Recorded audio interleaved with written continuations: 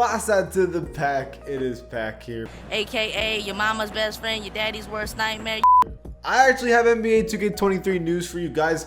It's not like the craziest news in the world. I'll be honest with you, it's pretty light today, but still news. Actual NBA 2K23 news. I'm gonna cover that in today's video.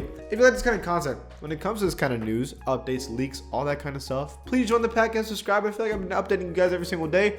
So if you like this kind of content, please join up and leave a like on the video. It helps the video grow. Let's get this video started.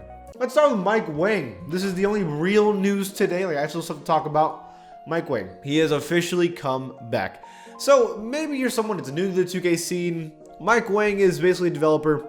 He's someone that always goes on Twitter and gives down breakdowns of the new game, updates, changes, and all that kind of stuff. He only appears for like a month, usually in September, tells us all the big information, and then vanishes again and doesn't say a word until the new game comes out. And this is going to be the exact same thing this year. Finally, someone tweeted at Beluba, which is Mike Wang, says, "You back?" And he actually replied to him saying, "Almost." He is coming back. So we just know that it's about that time where Mike Wang is going to come back and give us some NBA 2K23 news about gameplay, features, changes, and all that kind of stuff. And I am 100% down to hear all about it because that excitement for NBA 2K is coming back to me again, and I really want this game to be good. And I hope Mike Wang has addressed the important gameplay issues that this game needs changes, like interior defense, perimeter defense, and other stuff, like how easy it is to shoot and stuff like that. But we'll have to wait and see. Now, next thing. A little lighthearted thing is NBA memes made this post and he was like, "Wow, 2K really nailed young Michael Jordan in NBA 2K23."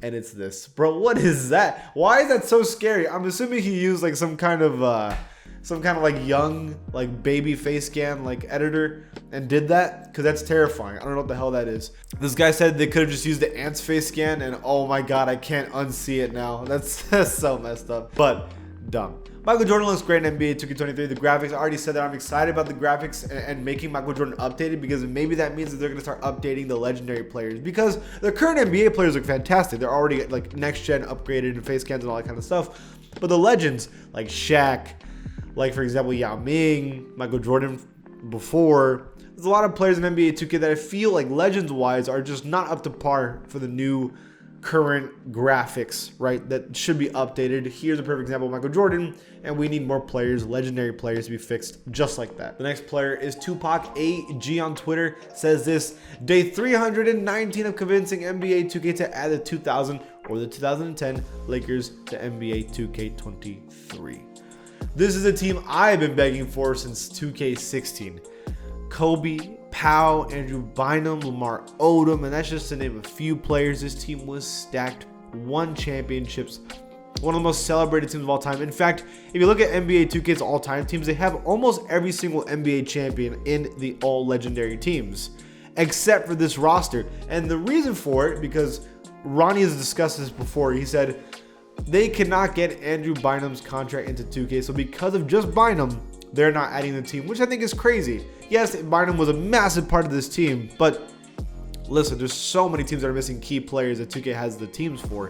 Why not add this legendary Lakers team? I don't understand. Like, I know that you're missing one of the key players, but so is like the Grizzlies with Pau Gasol's missing. So why not add this team? They should be getting Pau Gasol's like rights back. So if they do expect this Lakers team to come at least at some point. Like, how do you not have this team? This is one of the most entertaining, popular teams ever. How do you not have this roster? It's kind of insanity to me. I'm salty. So Luck says this, that we need an NBA 2K23 demo. So from what I remember, 2K hasn't even been dropping demos since 2K, was it 2K21? Because they didn't do one for NBA 2K22. I know they did one for NBA 2K20 so that you could do like the build system in practice. Like that's what the demo basically was, is that you would already build your player early on. You would practice on like the little My Player thing, and then you would play a couple games in like your high school games, right? That's what the demo used to be, the Prelude, that's what we used to call it. And it was good because you got to see the build system. We could have talked about the build system before the game dropped. We could already figure out what builds were good and bad. That's why the Prelude was so important, because it gave us a taste of gameplay, and it gave us a taste of what kind of builds are broken and not. So I agree that 2K23 needs a demo. NBA 2K22 didn't. NBA 2K21 Next Gen didn't. And I didn't like that. So I would really like to see how the build system is early on. so that I can start figuring out what builds I want to make so I don't waste VC day one, because that's the big problem, right? Is that like we're gonna get all this VC because a lot of us are gonna buy the Legend Edition, like the Jordan Edition, the Championship Edition, right?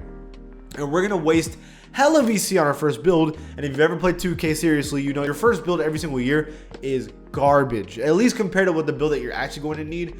And I hate that. With a prelude, with a demo, I can at least really look and make my shitty build early on. Then when the game actually drops and I have my VC, I don't waste it on a build that's terrible and I actually know what's good and what's not good, right? That's what I would personally like.